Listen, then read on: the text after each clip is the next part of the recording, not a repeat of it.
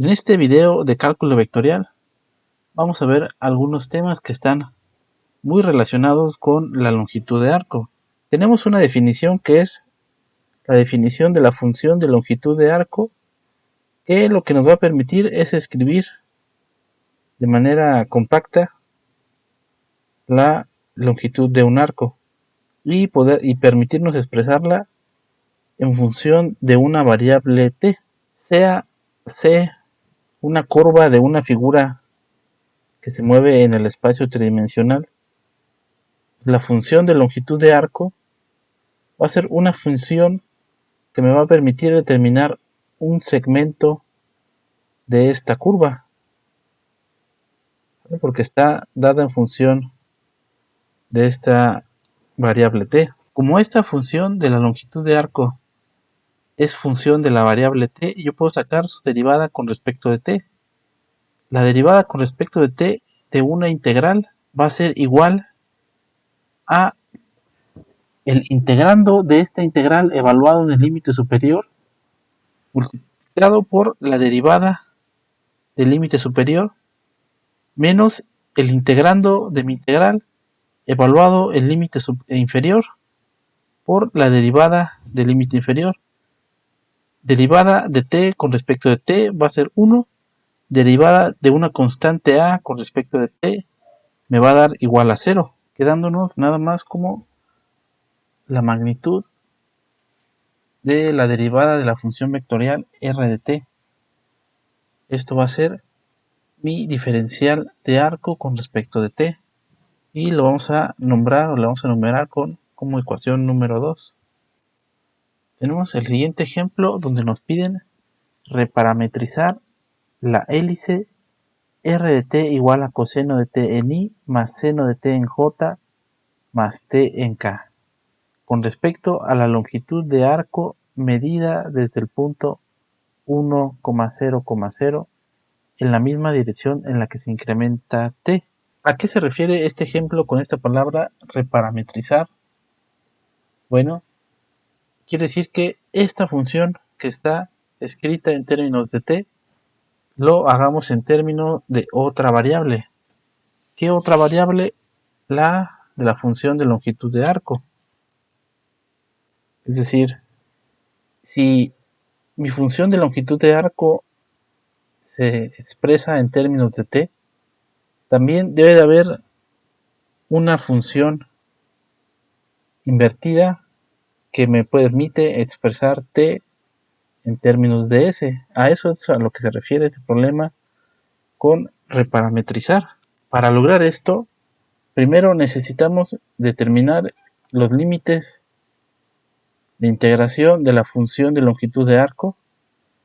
Límite inferior, tenemos que encontrar el valor de t que coincida con la coordenada 1,0,0, el que mi tercer elemento, el elemento que está multiplicado por k, sea la variable t, nos da una pista de que el valor de t que hace que mi función vectorial empiece en el punto 1,0,0 es cuando t es igual a 0. Cuando t es igual a 0, coseno de 0 es 1. Coseno de 0 es 0. Y t igual a 0 pues es 0. Entonces, fíjense, de mi ecuación número 2, la derivada de mi función de longitud de arco va a estar dada por la magnitud de la derivada de esta función vectorial r de t. Esta función vectorial coseno de t en i, seno de t en j, t en k, ya lo habíamos resuelto en un ejemplo anterior. Esta derivada de mi función vectorial en magnitud nos dio igual a raíz de 2, lo que me va a permitir calcular mi función de longitud de arco como la integral de esta diferencial de arco con respecto de t, en este caso es raíz de 2. La integral de raíz de 2 de du me va a dar u evaluado en un límite superior t y 0. Quiere decir que me va a dar raíz de 2 por t. Si este raíz de 2 por t es igual a mi variable s, mi longitud de arco, puedo despejar para la variable t, quedándome como t igual a s entre raíz de 2. Este valor de t lo voy a sustituir dentro de mi función r de t. Esto de aquí es la reparametrización de la función de esta hélice. Quiere decir que ahora esta función vectorial ya no va a estar dada en función del tiempo, sino en función de segmentos de arco. Ahora vamos a escribir unas definiciones que nos van a servir para desarrollar unos temas. La primera de ellas dice una parametrización de una función vectorial r de t es llamada suave sobre un intervalo L si la derivada de la función vectorial R es continua y la derivada de la función vectorial evaluada en un punto T es diferente de cero. ¿A qué me refiero con esto de que la derivada de la función vectorial es continua? Bueno, una función es continua siempre que yo la pueda dibujar sin despegar el lápiz del papel. Si mientras hago mis dibujos despegué el lápiz en algún momento, ahí tenemos una discontinuidad, pues esa función ya no es continua. Pues quiere decir que las derivadas también van a ser una función que yo puedo dibujar sin tener que despegar el lápiz y que no tenemos valores donde esta derivada evaluada en un punto sea igual a cero. Todos son diferentes de cero. Esto quiere decir que siempre está creciendo o siempre está decreciendo. Cuando tenemos una derivada igual a cero, quiere decir que esta función r de t se quedó constante, sin cambios. Una curva se llama suave si tiene una parametrización suave. Esto de aquí que tengo con color azul es una curva en el espacio C y estas líneas de color rojo representan el vector tangente unitario en cada uno de estos puntos.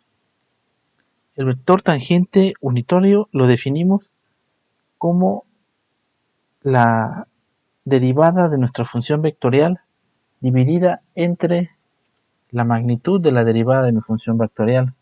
Siempre que dividimos un vector, el que sea, entre la magnitud de este mismo vector, vamos a obtener un vector de magnitud unitaria. Entonces, esto que tenemos aquí son solamente direcciones. Ahora, ¿qué tan suave es la curvatura de una curva?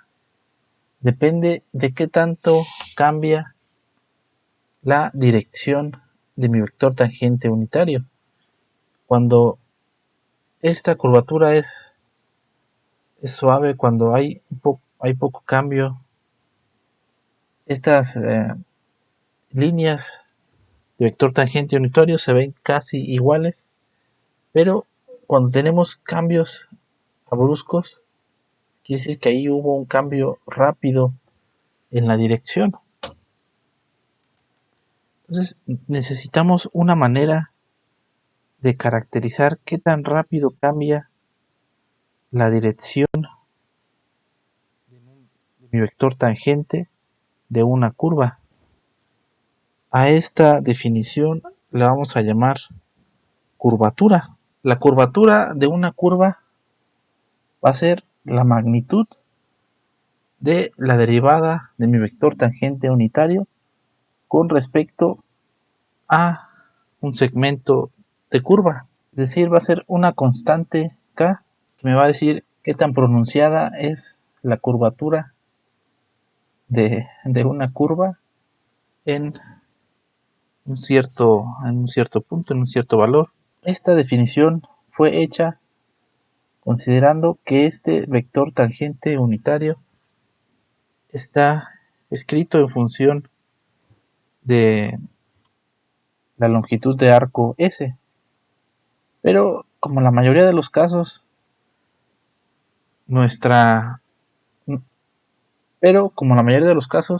vamos a encontrar que el vector tangente está dado en función de t y no de la longitud de arco. Entonces vamos a dar una versión alternativa de esta definición. Va a estar dada por la derivada con respecto del tiempo de mi vector tangente unitario entre la derivada con respecto del tiempo de mi longitud de arco. Pero como la derivada de mi longitud de arco con respecto del tiempo es la magnitud de la derivada de mi función vectorial r con respecto del tiempo, vamos a obtener la siguiente fórmula, que es la que vamos a estar utilizando. La curvatura de una curva con respecto de t va a ser igual a la magnitud de la derivada con respecto del tiempo de mi vector tangente unitario entre la magnitud de la derivada de mi función vectorial r. Esta va a ser la definición que vamos a estar utilizando siempre que nos pregunten la curvatura de una curva. Vamos a hacer un ejemplo. Nos piden determinar la curvatura de una circunferencia de radio A. Pues primero hay que escribir la función vectorial de una circunferencia. La función vectorial de un círculo unitario está dada por coseno de t en i más seno de t en j. Entonces, para que esto sea la función de una circunferencia con radio A, lo único que tengo que hacer es multiplicar por A aquí y por A acá. Para encontrar la curvatura de esta circunferencia, vamos a partir de la definición de curvatura. Necesitamos la derivada de esta función vectorial, sacar su magnitud, después obtener el vector tangente unitario y después volver a derivar con respecto de t. La derivada de coseno con respecto de t es menos seno, entonces aquí tengo que poner menos a seno de t en i. La derivada de seno con respecto de t es coseno de t. Como esta a es una constante, se queda ahí sin cambios. Entonces, ahora tengo que sacar la magnitud de esto de aquí. Esta magnitud va a ser el cuadrado de menos a por seno de t más el cuadrado de a por coseno de t. Como este a al cuadrado va a estar en término común aquí seno cuadrado y coseno cuadrado, lo puedo factorizar. Este término de aquí, seno cuadrado de t más coseno de cuadrado de t, es una identidad trigonométrica que me va a dar igual a 1. 1 multiplicado por a cuadrado, me voy a quedar con a cuadrado. Y si le saco raíz cuadrada a cuadrado, me voy a quedar solamente con a. El vector tangente unitario es igual a la derivada de mi función vectorial entre la magnitud de mi función vectorial. El vector tangente unitario es igual a la derivada de mi función vectorial entre la magnitud de la derivada de mi función vectorial. La derivada de mi función vectorial es esta que tengo aquí, menos a seno de t en i más a coseno de t en j. Y la magnitud de la derivada es a.